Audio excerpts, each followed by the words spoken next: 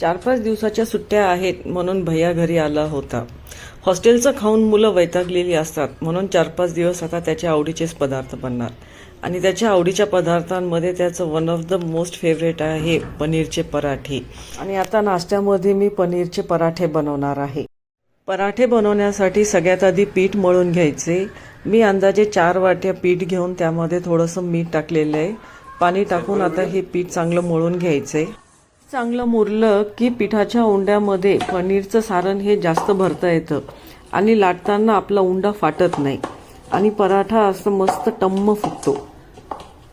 तर असं हे पीठ मळून झालेलं आहे.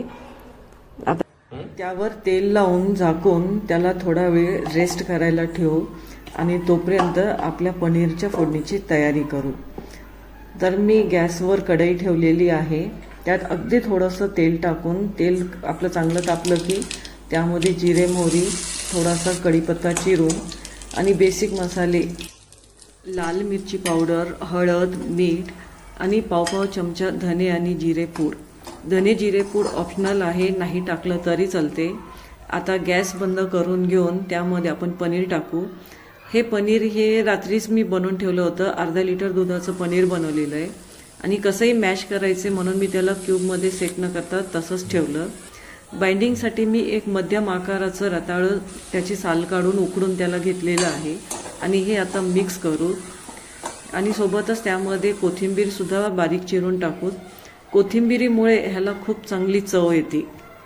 आता हे सगळं मिश्रण एकसारखं मिक्स करून घ्यायचे म्हणजे सगळे मसाले पनीरमध्ये मिक्स होतील. थंड झालं की मिश्रण हाताने सुद्धा मिक्स करता येते.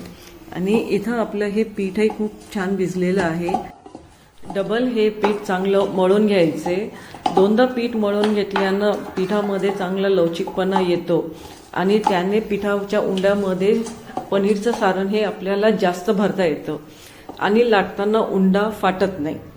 तर ज्या आकाराचे आपल्याला पराठे बनवायचे आहेत त्या आकाराचे त्या साईजचे उंडे बनवून घ्यायचे. मला 2च पराठे बनवायचे होते म्हणून मी 2 उंडे बनवून घेतलेले आहेत. आणि आता पराठे बनवण्यासाठी लोखंडाचा तवा गॅसवर तवा तापतोय तोपर्यंत आपला उंडा बनवून घेऊत. तर उंडा हा पोटातून जाड आणि बाहेरून पातळ करून त्यामध्ये जेवढं सारण भरता येईल तेवढं सारण दाबून भरून त्याला असं वरून लॉक करून घ्यायचंय आणि दोन्ही साईडनं उंड्याला पीठ लावून पोळपाटावरती हाताने पीठ मधून बाहेर सारण मधून बाहेर पसरायचे आणि पराठा असा लाटून घ्यायचाय. तर हा पराठा खूप पातळ नसतो, जाडच असतो आणि मधून बाहेर पराठा हा लाटून घ्यायचा आहे आणि काठाने सुद्धा पराठा जाड राहणार नाही असं त्याला लाटून घ्यायचंय. तर पराठा हा आपला लाटून झालेला आहे. तर तव्यावर थोडंसं तेल टाकून आता हा पराठा दोन्ही साईडनं आलटी पलटी करत त्याला भाजून घेऊत. तेलाच्या जागी तुम्ही बटरचा सुद्धा वापर करू शकता. माझं बटर मेल्ट झालं नव्हतं म्हणून मी तेलाचा वापर केलेला आहे. तर दोन्ही साईडनं असं तेल लावून घ्यायचे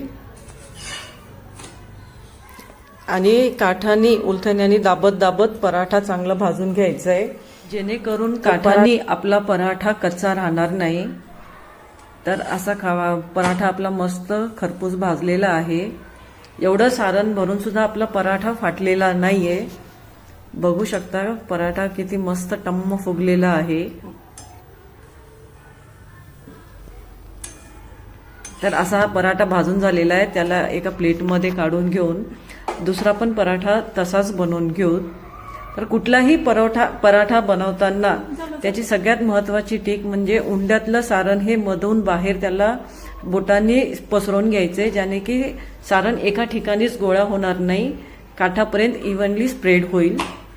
असा हा दुसरा पण पराठा आपण तव्यावर मस्त खरपूस भाजून घेऊ. तर असे हे दोन्ही पराठे झालेले आहेत. तुम्ही बघू शकता कुठूनही पराठा हा फाटलेला नाहीये किंवा मिश्रण बाहेर आलेलं नाहीये. उलट काठापर्यंत पूर्ण मिश्रण एकसारखं स्प्रेड झालेलं आहे. मी एक कट करून सुद्धा दाखवते. बघू शकता मिश्रण एकसारखं काठापर्यंत स्प्रेड झालेलं आहे. तर असे हे पराठे तुम्ही दह्यासोबत, सॉससोबत किंवा लोणच्यासोबतही खाऊ शकता. माझ्याकडे लोणचं नव्हतं म्हणून मी लोणचं नाही ठेवलं ताटामध्ये. तर रेसिपी कशी वाटली मला नक्कीच कळवा आणि तुम्ही सुद्धा घरी बनवून पहा.